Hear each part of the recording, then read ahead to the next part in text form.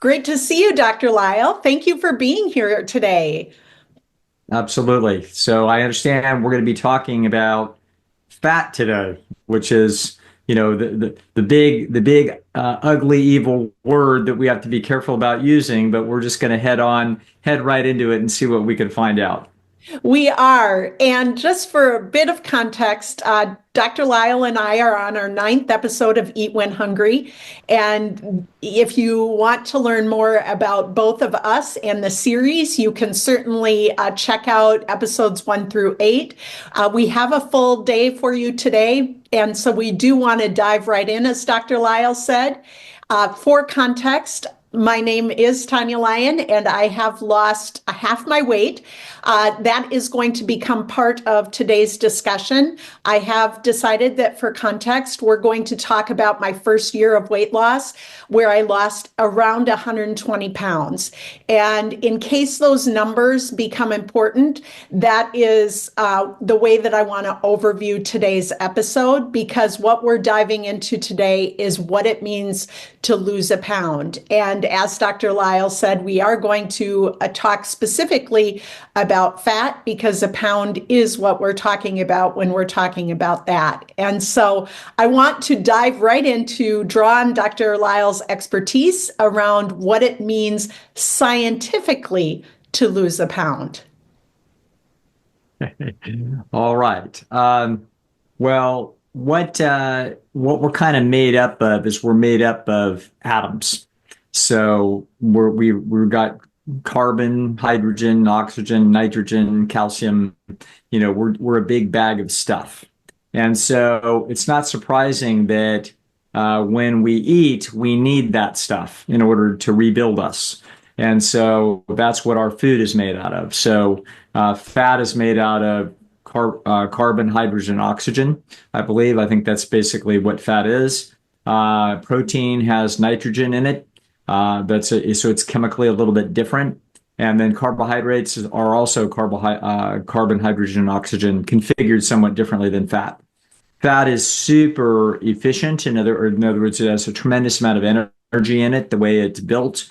So fat has more energy in it than either protein or carbohydrate. So those are the three things that you eat.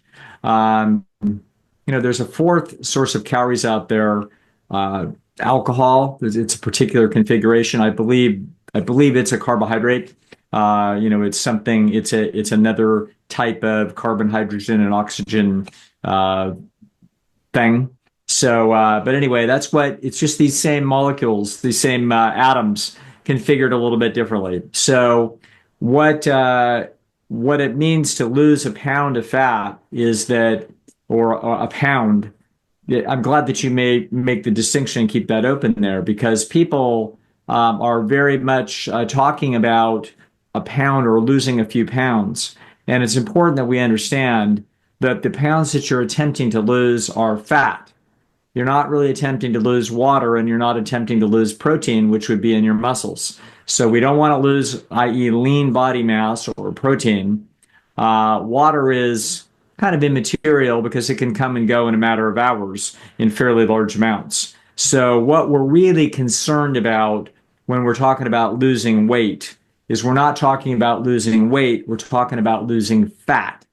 And so when we talk about losing a pound, we're talking about losing a pound of fat. And a pound of fat is a storage of really quite a tremendous amount of energy. It's 4,000 calories ish of energy. You'll hear people talk about how it's 3,500 calories, but that's because there's a little bit more to losing a pound than just losing 4,000 calories of fat, which is what fat is. When you lose fat, you'll also lose some water. And so as a result, it's a little bit muddy how this all will work for you. But just figure in principle that you have to lose 4,000 calories of fat in order to lose a pound of fat.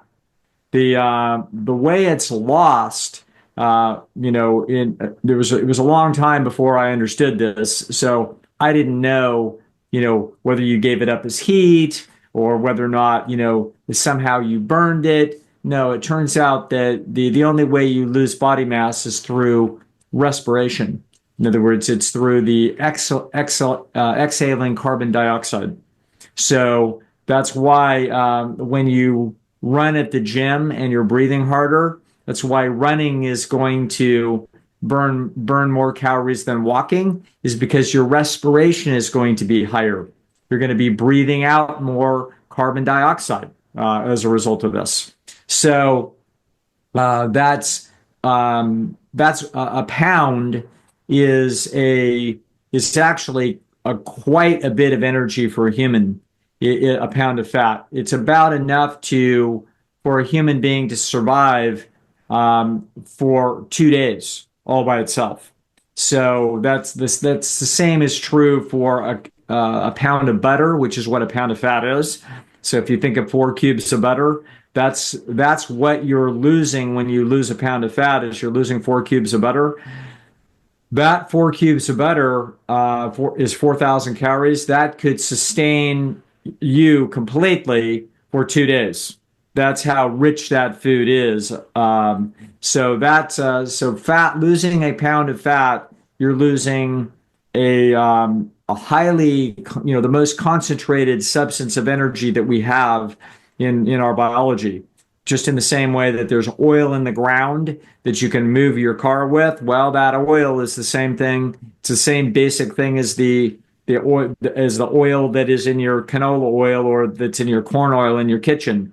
It's 4,000 calories is sitting in there, and 4,000 calories is that's a lot of temperature increase for cubic centimeters of water, which is how they measure a calorie.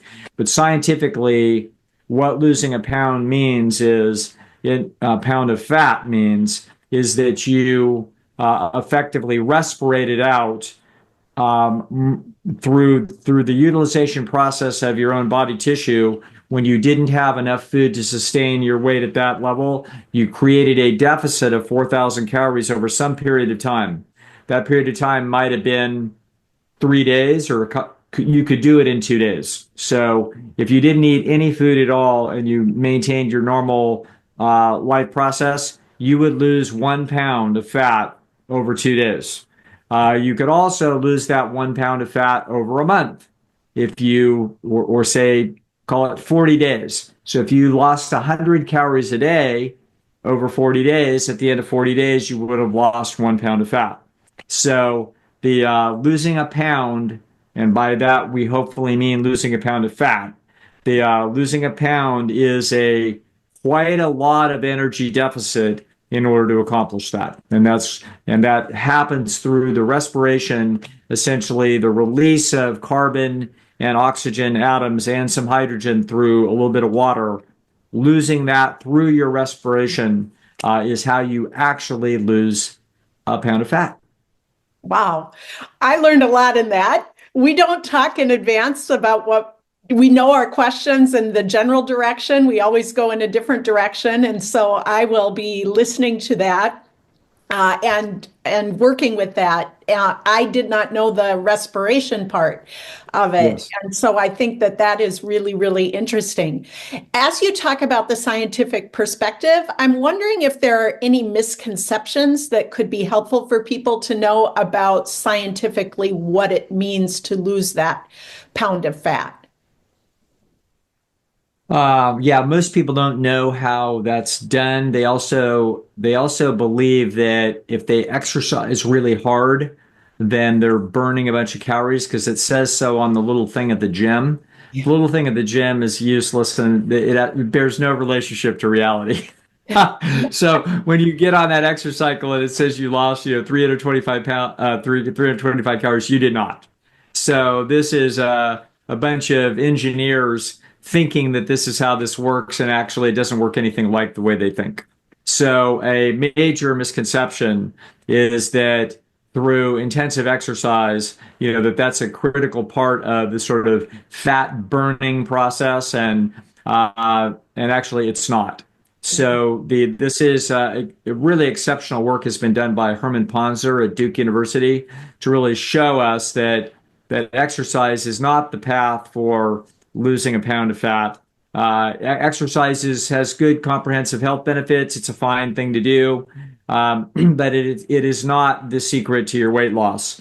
There are people that would firmly believe that essentially that the diet is maybe a modest part, but the exercise is a big part. A huge book of enormous influence was written 25 years ago or so, maybe 30, by Covert Bailey, called Fit or Fat. It was a huge national bestseller. And he comes out in the first 2 or 3 pages and says, hey, sometimes people think it's the diet that it's going to do it. Some people think it's exercise. I'm telling you right now, it's exercise. Okay. And, it's all about how much lean muscle you have that burns calories, and the fat tissue doesn't burn calories. So you've got to build up your muscles in order to burn the fat. It was a truly a junior high school level understanding. It was like listening to a junior high school jock tell you about some of the most complex things in physiology, and he doesn't understand anything. And so, so this is, I heard doctors quoting Covert Bailey, and in fact, I've even heard them probably in the last 5 years. I've heard the same kind of talk. It's all nonsense. The real science, if you wanted to listen to a real scientist talk about this, you can go online and listen to lectures by Herman Ponzer, Professor Herman Ponzer. And so what Ponzer discovered in doing work in Africa was that the African hunter-gatherers, the men, for example, will run 16 miles a day tracking wild game. Those men burn about 2,400 calories a day. The average guy sitting on his rear end in New York City behind a desk, Herman Ponzer found, burns 2,500. So the exercise, in other words, I've literally talked to physiologists where I explained this to them, and they stared at me like, no, that's impossible. It violates the laws of physics. And that's because they're thinking of the body as a simplistic machine. Truth is that when you start doing a lot of exercise, you will start to dial down some other processes in the body that require a bunch of energy. For example, your temperature. So the more you exercise, if you're an extremely high exerciser, you're going to need to dial down the temperature that you keep your body at. And if we dial that down from 98.6 to 98.4, we just saved a bunch of calories. Okay. So there's all kinds of compensatory factors that go on, and just going into the gym and exercising like crazy is not going to work off the chocolate shake. That's just not how it works. And so Covert Bailey was 100% wrong. It turns out that nobody needs to exercise at all in order to lose weight and to keep it off. What they must do is they have to change the calorie density of their diet, which has been, a super central theme of what you and I have talked about, numerous times. Mm-hmm. Yeah, one of the reasons why I like doing this series is because so many times you're talking about me in this. And for years, I thought that getting to the gym was the first step. And I may have actually even had that book at this point. But for years, the first step that I took was going to the gym. Now, that isn't necessarily a bad thing in the sense that endorphins really help in terms of this journey. But part of what I did when I really drilled into this was I had to make the decision to follow what I understood from a scientific perspective, even if it wasn't what I wanted to hear. Yes. And I also knew I needed to understand it differently because I've been obese, overweight, or morbidly obese almost all of my life. And I certainly didn't understand my body and hunger and what it meant to eat when hungry. And so part of my own journey has been shifting from a weight loss mentality to what it means to eat when hungry and what are the factors I need to understand with that to follow it where it takes me, whether I want that truth or not, and then to try to feel as much as I can from the inside out, and be really attentive to that, because the more that I can feel in processes in my body, the more I can make those cause-effect relationships that will help me continue to act for my best interests over time, which I haven't always done. And what you just talked about with leading with exercise, while that can help me, Yes. I can't outrun or out exercise a bad diet. And that took me many, many, many tries to accept that knowledge in my own life that I had to focus on food first and exercise second in order to understand what it meant to eat when hungry in my life. Yes, absolutely. Yeah. You bet. Yeah, you sort of your journey is sort of an exemplar for the entire culture. I mean, this is what people do. They believe that, what I have to do is effectively restrict, somehow go on a painful hunger drive restriction and go to the gym. Mhm. This is like, how could it be anything else? And the answer is actually it's very different than you think. And those prescriptions lead to consistent failure. So Yes. yeah, very good. And I think for me, part of the reason why I've gone public with my story is because of that long-term failure. And I was well aware of the fact that in order to be successful, I had to get a handle on my own perpetual failures of stopping and starting and stopping and starting, which we've talked about at length.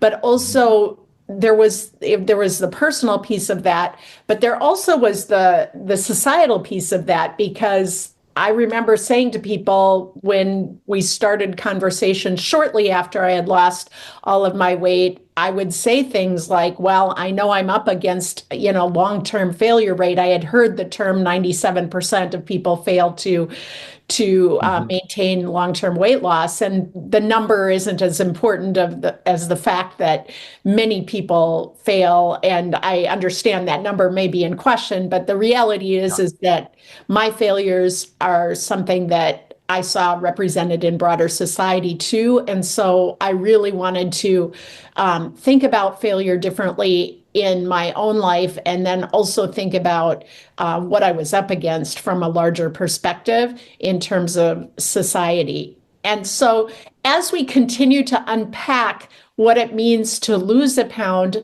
I want to go next into motivationally. You and I talked about that a little bit going into this episode, that was an area that you wanted to address. And that's very interesting to me in terms of a concept, because a lot of times people associate emotional pieces with this, which we will talk about. But I want to get into that motivational piece, because that's part of the stopping and starting as well. And, making a decision that you're going to do it is at the heart of a lifestyle change. So, with that, I'm going to pass the conversation your way to unpack that a little bit for us. Yes, boy, there's so much that I could say, and so many conversations I've had in my career with people that are wrestling with this problem. And the but a frustration that I have, that I try to instruct people out of, is the people want the problem. They don't want to lose a pound. They want to lose 50 pounds. Mhm. They want it done. Okay. And they want it done fast, and they just want it over with. And so what they don't really want the details very much, because they're literally like a teenager that you're explaining, how you're going to get into a good college. And they're like, yeah, whatever. I just want to go to Duke. Duke's on my mind because I'm Herman Ponzer. But the thing is that the motivationally, people don't feel very motivated to lose a pound. They're like, no, that's not, that's not sort of interesting. They don't really understand what a big accomplishment that is. And we'll talk about that later on when we talk about the scale. But actually, losing a pound of fat is a very significant accomplishment. And as I said, normally it wouldn't be uncommon for a person to change to a much better diet than the one that they're on. And as a result, they might suddenly start dropping 200 calories a day. That would be a very decent, amount of calories for them to be in a deficit around. And as a result of that, it might take 20 days or it might take 3 weeks for them to lose a pound.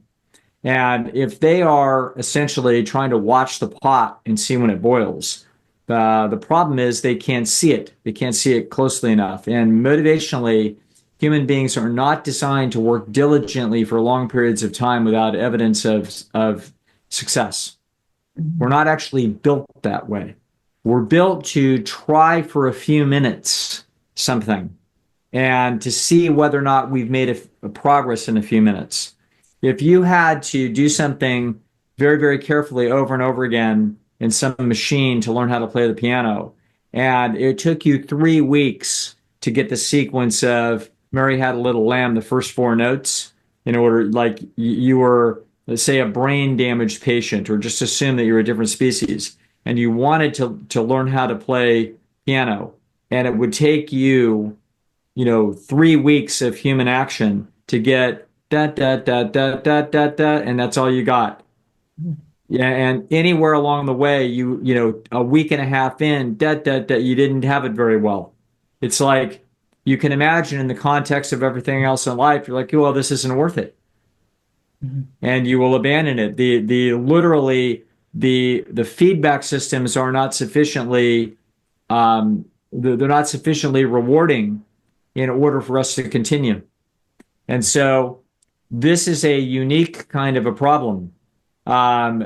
Your People that feel like, oh gosh, I'm an athlete and I let myself get out of shape during the off season. Okay, but in 3 or 4 weeks, your aerobic conditioning can be really good. And you can basically increase your strength and aerobic conditioning. Doesn't take that long for an athlete to get back in shape. But for someone to lose 30 or 40 pounds, no, this is a major project. Okay. This is months, maybe a year. And so motivationally, this is excruciatingly difficult for a human because it's not part of our design. We're designed to quit very quickly after a few minutes of effort on something unless we see evidence of progress. This is why you will see extraordinary abilities in music and sports. You'll see, Christy Yamaguchi, doing fantastic twirls on the ice. And I mean, I'm aging myself. Been two generations of ice skaters since that, but that's the one that I remember. But the point is that you're a kid even learning a little bit from a coach about how to shoot a basketball, or I can remember a neighbor showing me how to use a pool stick, yeah, in order to shoot pool better, and literally 5 minutes of instruction, and I was instantly better. It's like, I didn't know how to hold my hand and how to grasp the cue stick. It took very little instruction and I was able to instantly see, oh, I'm already better. That's the normal human learning process. That's the normal process of progress. Okay. The idea that you're going to shift your diet away from what it is that you're doing, and you're going to do this thing, and you're going to do this very diligently, day after day after day after day after day after day after day after day. And at the end of 21 days, maybe if you had a really good scale and you believed in it and you had it exactly right, 1 pound is gone. It's like, this is not motivationally consistent with the way the human being is designed. And so that's why, we have to work our way sideways around that motivational problem. And people need to understand we are not going to rush to the finish line here, because this took years for you to develop this excess of body fat. And it's going, the people say, well, no, I went on a cruise and I gained 10 pounds. No, you didn't. You're waterlogged through a high sodium diet. You did not gain 10 pounds of fat in a month. It didn't happen. So but people typically, the typical American woman gains 2 pounds a year between her 16th and her 36th birthday. So by her 36th birthday, she's 40 pounds overweight. But it took 20 years for that to happen. That is a very long process, and it's going to be, it's going to be more than a 20-week process for it to go away in general. In general, it might be a 20-month process. So my friend Chef AJ lost her weight in 27 months. So, to everybody that sees her now, it looks like, wow, gee, that was really fast. Look what you did. It's like, yeah, that was a 2-year and 3-month process. Okay, is how a lifetime of overly rich food finally got itself fixed. So motivationally, a pound is this is what makes this very difficult. Yeah, so we're doing this. We happen to be shooting this right around New Year's, which is the classic time of everybody like, okay, I'm really going to get motivated. What am I going to do? Join a gym. Okay, and so motivationally, losing weight or losing fat, i.e., getting into really good physical condition, is a motivational, Pandora's box. It's very difficult, and that's why we're trying to do this, to try to lay out some very important understandings and principles to help people be in an extremely on firm footing. I liken some of these things to wanting to become a doctor. So you can imagine, your bright 16-year-old, like, well, I want to be a doctor. Okay, well, how are you going to do that? Well, let's start with taking chemistry in high school and working really hard at it. Okay. And then we're going to do that. And we're going to do that for the next 3 years. And then we're going to go to the university. And then we're going to, major in hard stuff, biology or physiology or chemistry. And we are going to work those really hard subjects for 4 years and do a really good job. And then we're going to study for a year for the MCAT. And then we're going to be admitted to medical school if we're fortunate. And then we're going to, it's like, oh, I didn't want that. I just wanted a Ferrari. I just wanted to be called doctor. I had a colleague of mine that bailed out and became a psychologist because it was too hard to be a doctor, and she said, "Yeah, I just wanted to go into a hospital and have me say, Dr. Kraft, report to emergency." Yeah. So this is not a flash dance; it's a slow dance, and we're going to achieve this by studying for your first chemistry midterm in high school. That's what this is, and we just keep doing it. We just keep doing it, and we keep doing it. We don't do anything different in our third year of medical school than we did in our sophomore year in high school. It's the same process. In other words, we sit down, we open the book, we read the book. In other words, we do exactly the same fundamentals, but we're much further along. And so if you're trying to lose 50 pounds, there would be a day where you've lost 40, but that day is out in the future. It's not in the next 2 weeks. And so that motivationally losing a pound, respecting and understanding that losing a pound is, a stepping stone in the journey, and you cannot even lose it in a day. Mm-hmm. Mm-hmm. Okay. As Yeah. hard as you would work, you cannot lose a pound in a day. Yeah. You're physiologically impossible. There's 4,000 calories in a pound. You cannot burn 4,000 calories in a day. So that is the truth about the motivational problems that we face. Yeah, and I want to zero in on at least my motivation, because a lot of times you hear you have to find your why. And Mhm. sometimes people say find the why that makes you cry. And I don't latch into the cry part, but I do latch into the really significant why. And so I did in my own motivational process. I really knew as an educator that I had to key into that why, because I had had this pattern of starting, let's just take New Year's, because of course there Mhm. wasn't a single New Year's that went by when losing weight wasn't my goal. When Mhm. I was overweight and obese and morbidly obese, losing weight was always front and center of a new year, a new start. And sometimes by day two, I had already, thrown in the towel. Sometimes I lasted longer than that, but I never really lasted very long. And last episode, we talked about the highs and lows, the Yeah. extremes. And so I was trying to do things extreme, and then I would crash and burn, and then I would throw in the towel, and it was a pattern that just happened over and over again for me. And so I really spent some time observing myself and thinking what I wanted for my future. And as someone in my early 50s, at this time, when I was going through a really deep reflective process around why I wanted to change, I was having physical symptoms that I could feel, tightening in my chest. Of course, I knew enough about heart problems, diabetes, cancer, those types of things to know that my diet was, very problematic, and that my chances of a life event, life-changing negative health event were very, very high. And it didn't feel good not to act on it. And to be out of control. And I've talked about this before, being up in the night and feeling afraid of what my future was going to be. And I haven't talked so much about a number associated with my fear, but there definitely was a number that was associated with my fear. I don't know my highest weight. That's not necessarily uncommon for people who are in the range of weight that I was in. But I knew that I was afraid of 300 pounds. And whether I got there or not, I don't know.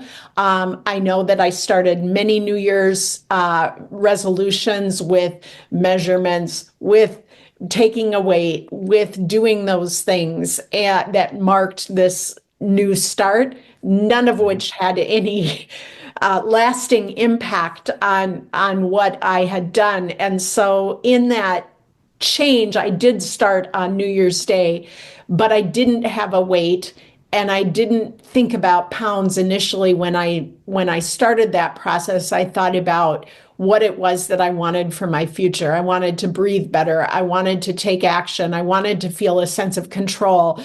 I wanted to live a life that centered health and wellness, because that's something that I wanted my entire life. And there was such a disconnect between what I was doing and the way I knew I should live, that part just felt terrible to me. And certainly I probably could shed some tears over it, but that's not really what I focused on. I focused on, the fact that I knew when I ate according to a healthier diet of excellence, that I would feel better from the inside out. And understanding the why of myself, in terms of what it was that I wanted for the long term, was the internal piece of it. And then part of the external piece of it was delving into understand. I called it drill into hunger, to drill into why I was obese. And I thought that implementing a program or a diet of excellence, as you call it, would be the ending step. But it turns out I have done so much learning since making that change that has helped me succeed over time.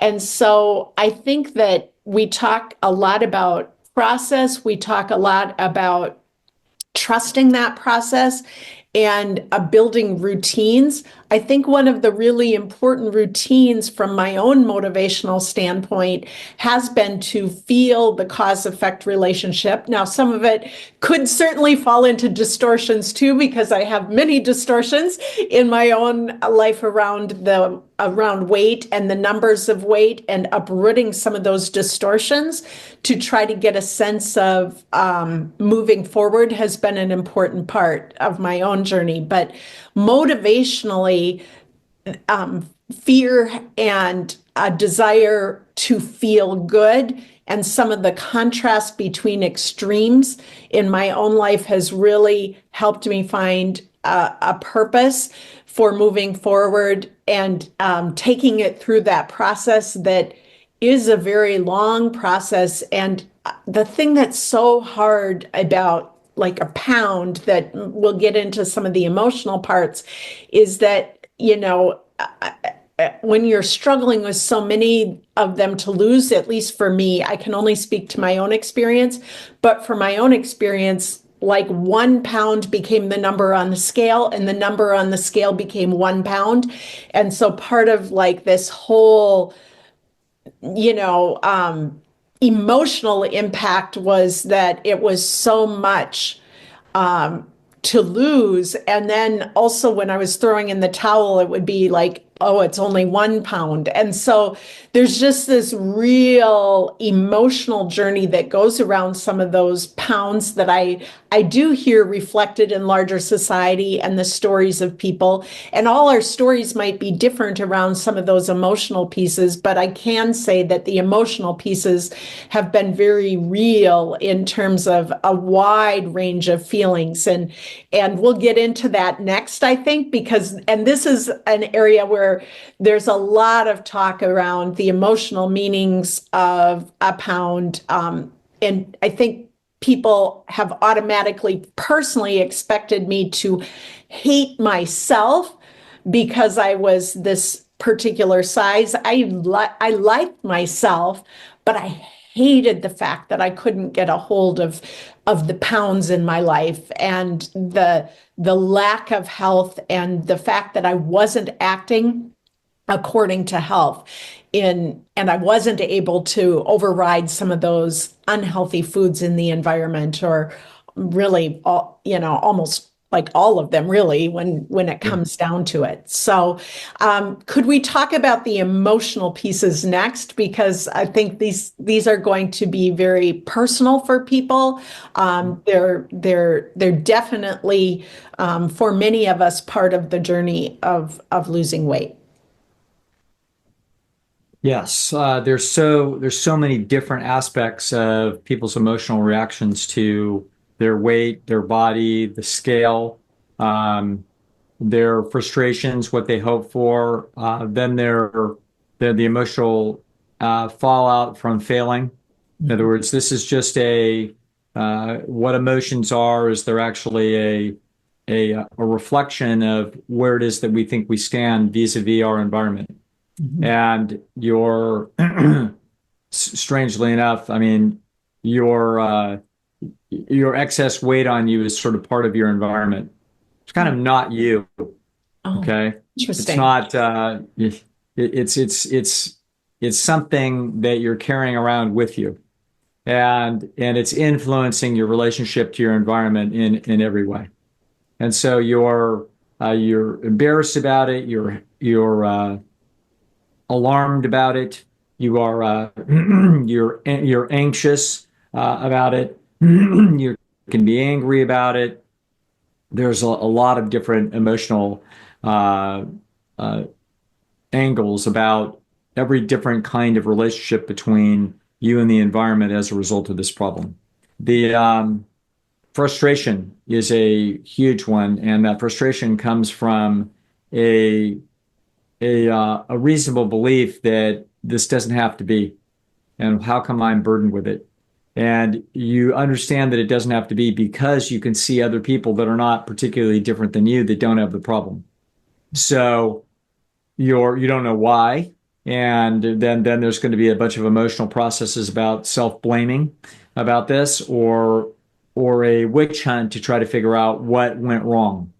The truth of the matter is that and the solution to many of these emotional processes and their suffering winds up being greater understanding. So it has to do with the frustration of a mother with a child that's not doing well in school, and then we finally find out from a test that the child's dyslexic. It's like, oh, okay, now we see. So it's not that he or she is being lazy or obstinate. It's that they actually have an information processing, problem that's making this difficult. We can tell that they are perfectly smart. They actually have something a little bit haywire. And so that can be a huge relief. It can be intimidating, but it's different. In other words, now we're not angry at the child.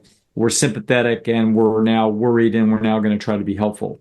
That's kind of how we want people to feel about themselves. In other words, once you understand that the reason why you're in this situation is a whole host of little pieces of problems, really none of which you created. So you did not create the modern 21st century environment with, with unbelievable rich foods that are enticing as all get out.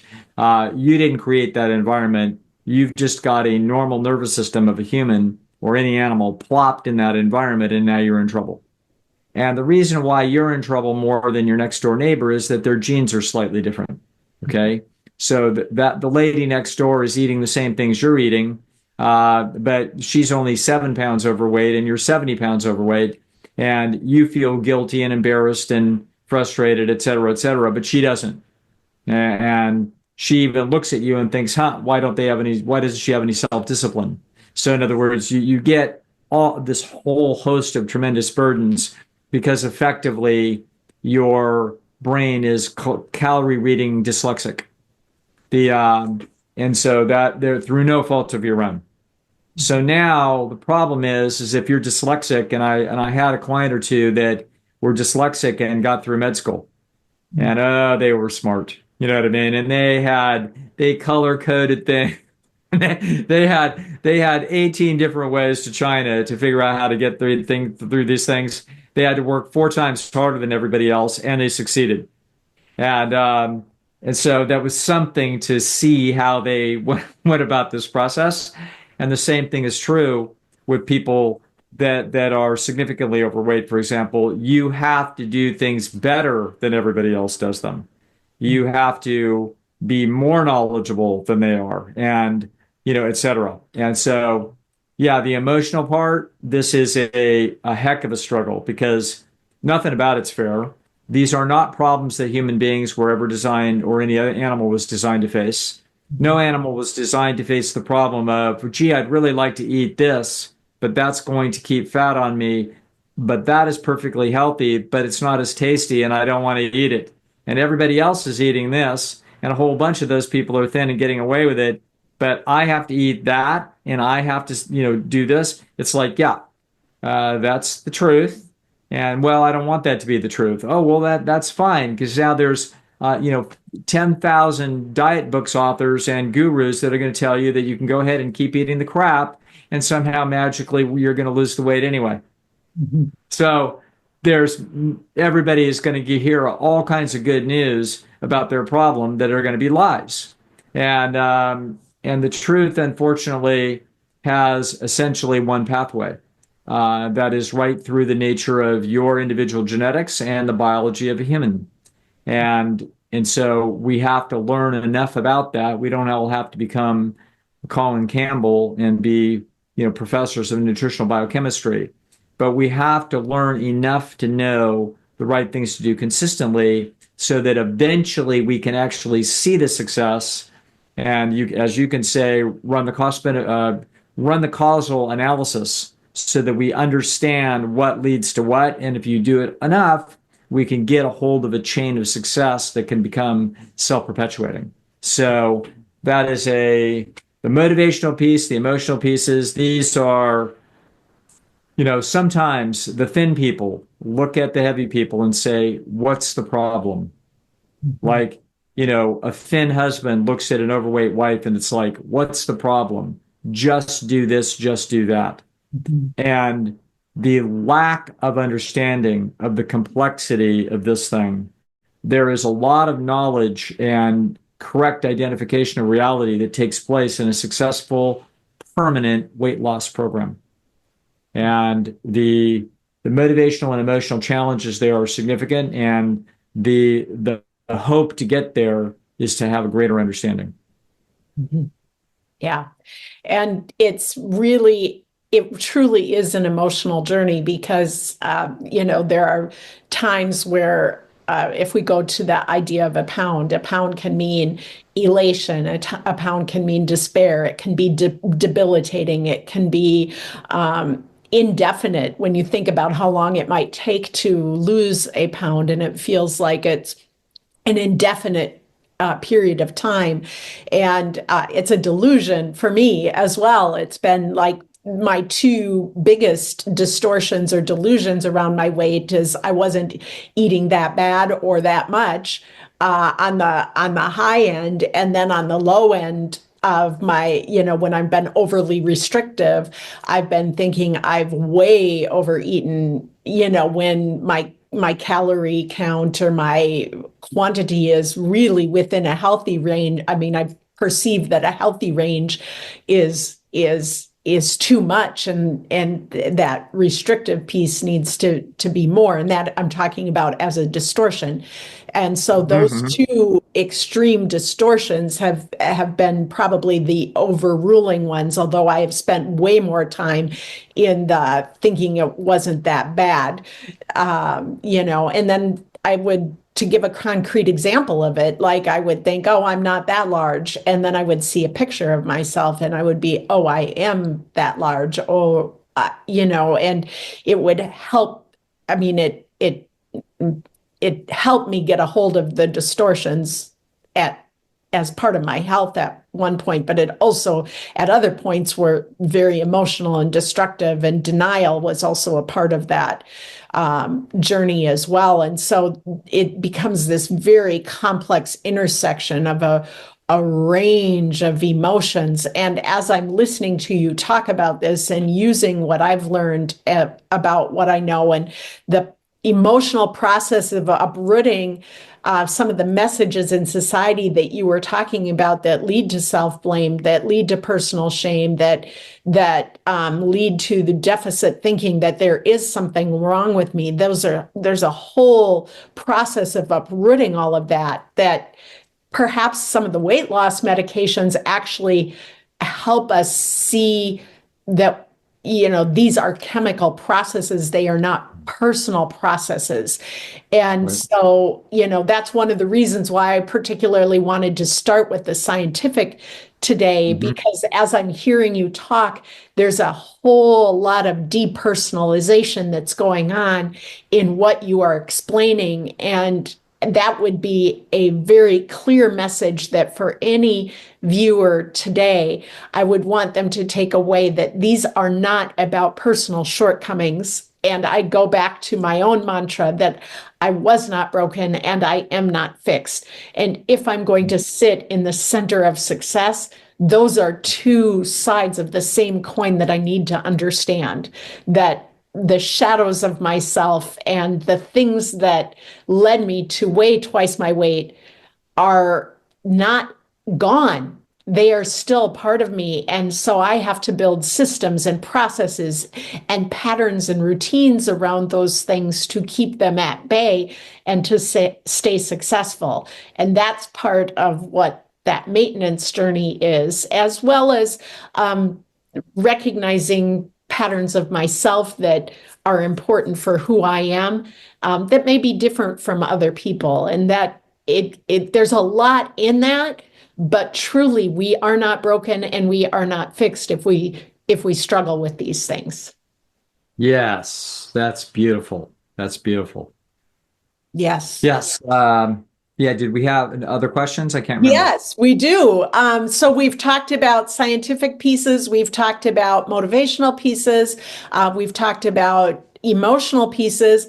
Now I'm wondering if we can go to social pieces, because this is part of the journey as well that people may struggle with. Because as you were talking about, we live in a society that is our environment. And actually, I do want to back up because I thought what you said, that the weight is part of our environment, Hmm. is such an important piece that I just want to say that I'm going to continue to think about that, because I feel like that was an aha moment for me in this conversation. And another way to depersonalize the impact of that weight is to think about it as part of your environment, as part of the modern society. And so, with that, let's move into some of those social meanings, because I think Yes. that's a good segue for that. So, what does it mean to socially lose a pound? Yes. There's so many different ways to think about this, and they blend together, and we can usefully try to categorize them the way we do fruit, but there's also there's also a gestalt to all of it. And and so much of this comes down to our own misunderstandings of the problem and its nature, and then therefore also everybody else's misunderstandings of the problems and what it means. And so I can remember a friend of mine, a psychologist, talking about another psychologist that had a weight problem and whispering to me behind closed doors saying, well, obviously there's some really big problem going on there, or he wouldn't be that overweight. And me being me, it's like, I'm not going to start educating you right now. The my friend did not have the understanding that I do about what it means to have a weight problem. I see weight problems as extremely impersonal. In other words, these are nothing other than if I throw a bunch of rich food into a chicken coop, and what we're going to find at the end of a month is we're going to find some chickens are going to be double their body weight, and some chickens will have raised their body weight by 5%. Okay. It isn't anything emotionally or bizarre about the chickens or anything about their life history or anything else. It's just what we did to the food supply. And that's why some chickens are twice their body size and the other chickens are about the way where they started. These are just facts of biology and genetics.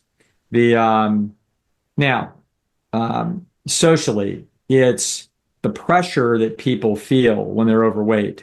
They feel the constant, even if people don't say it, they're feeling the censure, they're feeling the criticism, they're feeling the rejection.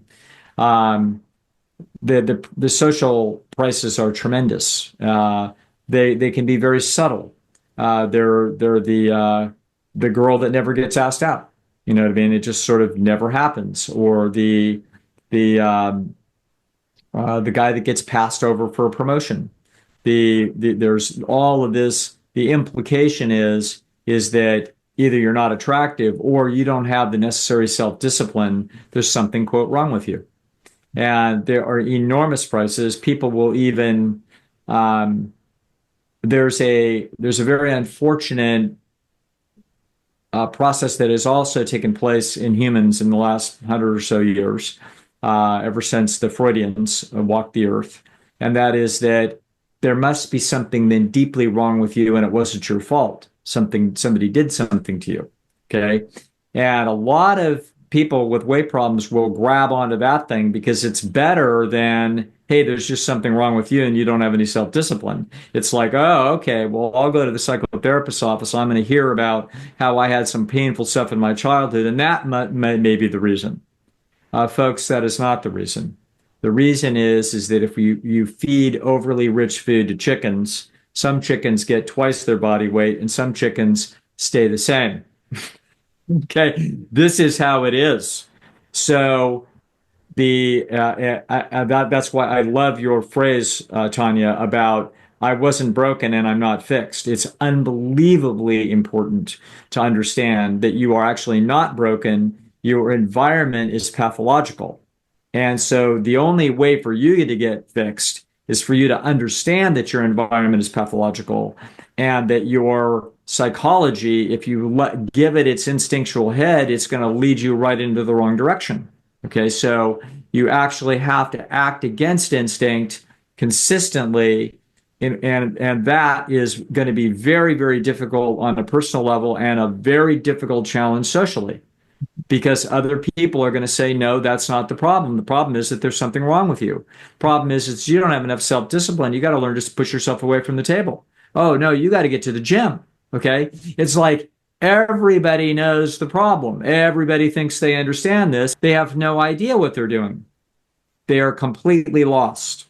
Okay. They are ignorant, and they may be well-meaning, and they usually are, or they could be very judgmental and negative, but they are actually believing that they're right. But literally, these people, all of them, you are surrounded by ignorance, and it's probably inside you. So that is precisely what Doc, are trying to do, is to tell the story of essentially your discovery of your ignorance in about 17 different facets. And fortunately, you have the understanding of the importance of education. by being, understanding that you can learn, and sometimes the world isn't what you think it is, and that students have to learn all kinds of things. And, just because you're an adult with a weight problem doesn't mean that you shouldn't be a student. Mm-hmm. And so, yes, socially, these things are very difficult. And that's why we have to prepare two ways. Number one, it's important that anybody that embarks on this journey, that they understand enough about the facts. They don't have to understand everything that I understand, but they have to understand a lot to not lose their way. They have to have a great deal of confidence, well-founded confidence in the method and the processes that we're talking about. The losing a pound, that idea is infuriating me. You do not lose a pound. You never lose a pound. Yeah, the unit, it happens to be a pound in our society or a kilogram in Europe. But no, it's one meal at a time. It's one bite at a time. It's, if you lost 3 ounces in a day, that would be a lot. But we don't think about 3 ounces in a day. We think about a pound. It's like, well, that's actually not how this process is going to take place. This process is going to take place every few hours during your day. You are going to make choices about what it is that you eat.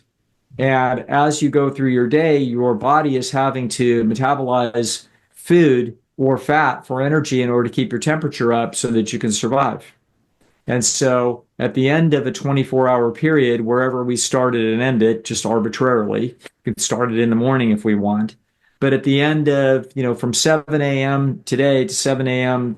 tomorrow, there'll be 24 hours will go by. And you will have eaten X amount of calories and you will have burned Y amount of calories. And the only way you are going to ever lose a pound is if there's a discrepancy between those two that goes on for a while. That's the only way it happens. It's literally, it's just science. And so, yeah, the social issues of, well, how, it's like nothing if you lose a pound. And it's like, no, it's 10 pounds. If it isn't 10 pounds, it's not worth anything socially, apparently. So we can't brag about how we did anything to lose any pounds unless we lost 10. To lose 10 pounds to lose 10 pounds of fat is an extraordinary achievement. To lose 10 pounds on Slim Fast, where we go on chocolate shakes and get rid of all the salt out of our diet, we lose 10 pounds in 3 days. Okay. But we've lost no fat. This is the gamesmanship of the scale and why the scale is such a dangerous adversary with respect to this problem. We need to be looking at the scale as something that we use to check our process, not to measure our outcomes. Yeah. Okay, so that's why I will tell people, measure yourself 3 days in a row or 4 days in a row is better and take the average. That is our starting point. I would just as soon not have people measure themselves again for 2 months. So 2 months from now, we come back and the same 4 days in a row, you measure yourself again. We take the average and we see if there's a difference between those averages. If there's a 4-pound difference between those averages, I want that person to be extremely pleased. It's like, oh, 4 pounds. I can't even talk about that at the cocktail party. I'm supposed to go on a diet and, quote, lose 10 pounds. If you go on a very diligent diet and do an outstanding job, and in 2 months you lose 4 pounds, you just rewound 2 years of your overweight indulgence process of the last 20 years. Because you only gain 2 pounds a year and you'd lose 4 pounds in 2 months. That's phenomenal. It was at about the rate of 2 pounds a month that my friend Chef AJ went from, being an obese person to slender. That's what it was. And so when people hear these numbers, when they call me up for advice, it's like they're so demoralized. They're like, wait, I thought I was going to lose, 15 pounds in 6 weeks. It's like, well, not likely. There are people that have done it. You've been one of those people. You know what I mean? It is possible depending upon your biology and what it is that you do. But for some people, it's impossible. Cannot be done. So the only thing that we do is we do the right process and we The only thing the scale is, it's a little check on our process. Mhm. It's not the score of our outcome. The outcome will sort of wander its way here. Mhm. This is one day they're going to call you a doctor. You know what I mean? One day, it's like we celebrate that day. Like everybody tosses their hats in the air, and the parents say, "Oh, thank God, we're only $300,000 in debt." Mhm. Okay. But the point is that yes, there's a day when your child graduates from med school and they call him doctor, but that young man or young woman will tell you they were no different 2 days before. They Yeah. didn't learn anything in the last 2 days that made them a doctor. Okay. That this was a process and that this we mark an outcome. And that's how I look at the scale and weight loss is we can mark an outcome, but it is the process that is everything. And so that is how we lose a pound, and that is how and socially and motivationally, to stay the course in front of all of the bad advice and all of the vehement advice over people that are thinner than us and they did this and they did that and they're so sure and they are the great sage and they're all awash in ignorance. And Mhm. for you to actually, learn enough about this that you don't trust us, but to understand what we're saying Mhm. and that then you go from there and you essentially the only trust you need is to trust that this process is not going to lead you into trouble. Mhm. Mhm. Okay, it's not going to lead you into any trouble, so why not try this process? Okay, and then only when you do the process for long enough and you see results which are agonizingly slow generally for your expectations because socially you should be able to drop 10 pounds in like a week and a half. Mhm. Mhm. And I situate my numbers, and I did use the number 300 as a very deliberate piece there because the pounds earlier in a weight loss journey are easier to lose than the pounds later. And so Yes. that's part of the reason why I situated that. And I'm also laying the groundwork for some future discussions as well in situating some of those numbers because there were some pieces that you helped me get a hold of with losing too fast. And I really did not think I was losing too fast. I was following the guidelines in that, Mm-hmm. but I almost got myself into some pretty big trouble around anorexia and Mm-hmm. restrictive eating that I knew something was wrong, but I didn't know what it was.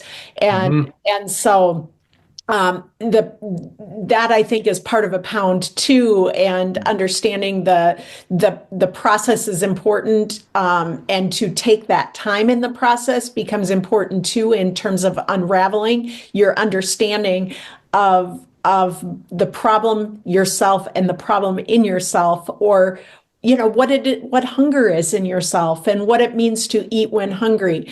And that is a very human dilemma that's at the center of this. And it is the modern environment that when I take this prism and have to hold it up, the modern environment makes me understand it differently in myself than if I were struggling to survive to eat when hungry 400 years ago. That I think has been important in understanding for myself.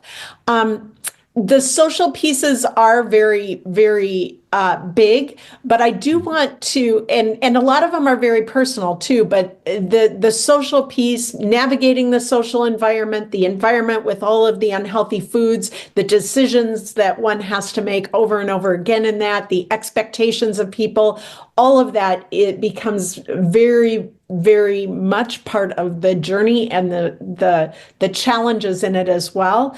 But let's probe that scale piece just a little bit more because I know that that is a very controversial topic in it, Mm-hmm. and I liked some of the things that you said because like the scale for me is not universally bad and it's not universally good, right? Like Mm-hmm. I had to institute based on my longstanding history with the scale, one of the rules that I imposed on myself pretty early on was that if I felt vulnerable to the scale, then I should not be weighing myself. Mhm. And if there was a chance that that number on the scale was going to ruin my day, then I was not in any position to take the data from the scale. And Mhm.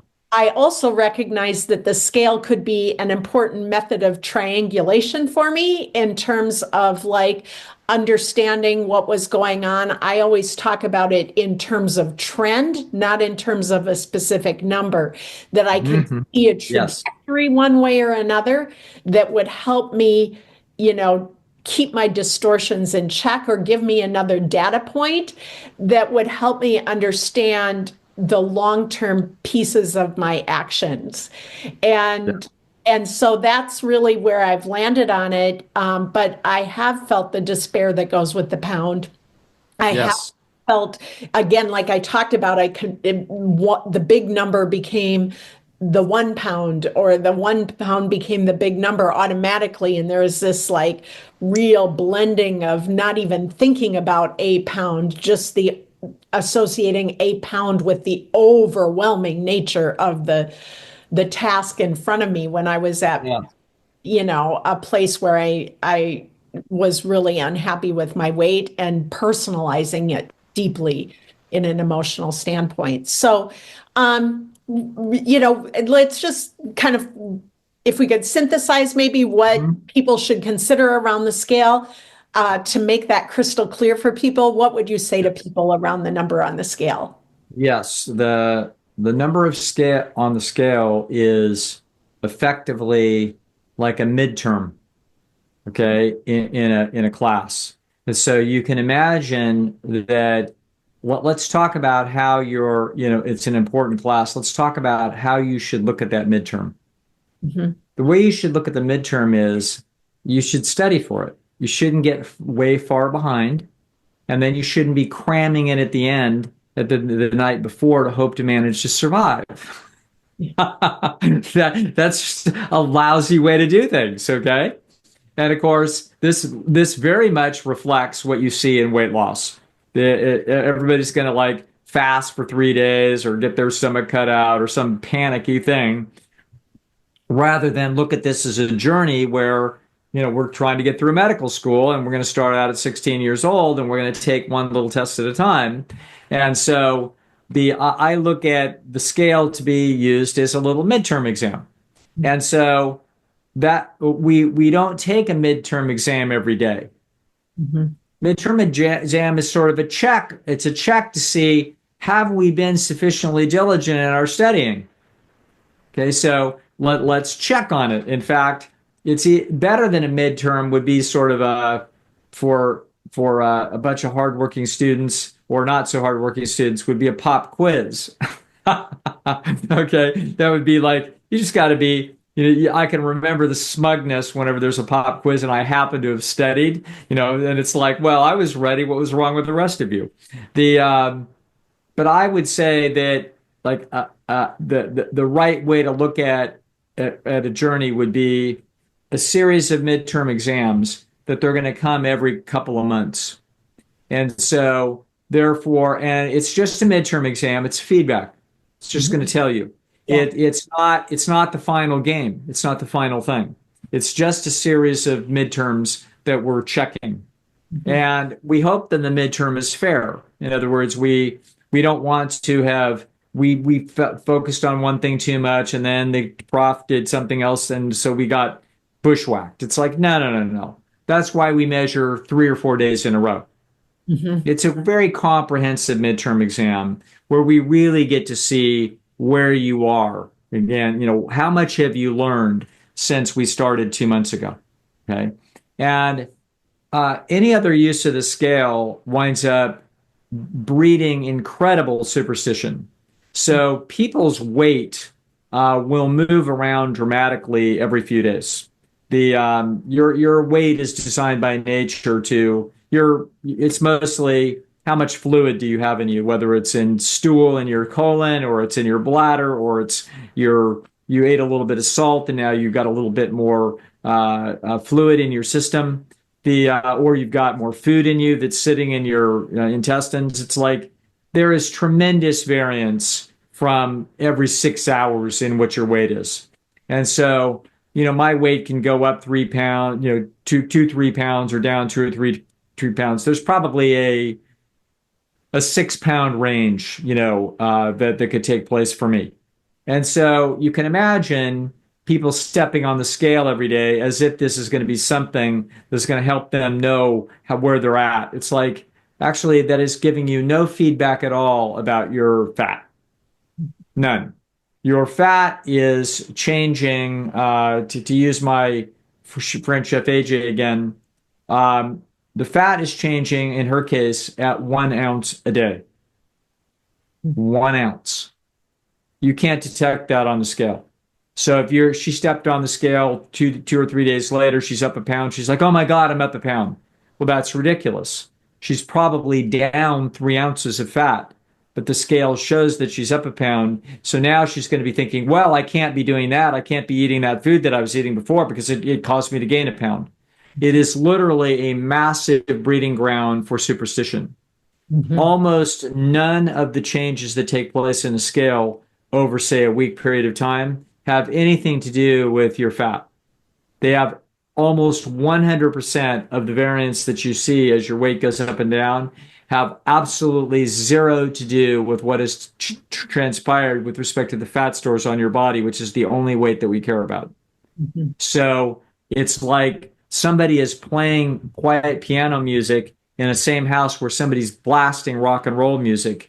You can't even hear the piano music, it's too quiet. But it's the only music that counts. Okay? So that's why the scale is a perfectly fine thing to use every 2 months as we do a midterm exam and we find out where do we really stand. And so, and actually, I can tell you that it was exactly that process that led to AJ actually believing me. Because when she heard me explain all these things in 2012, she listened, and I remember the conversation. She was like, mm-hmm, mm-hmm.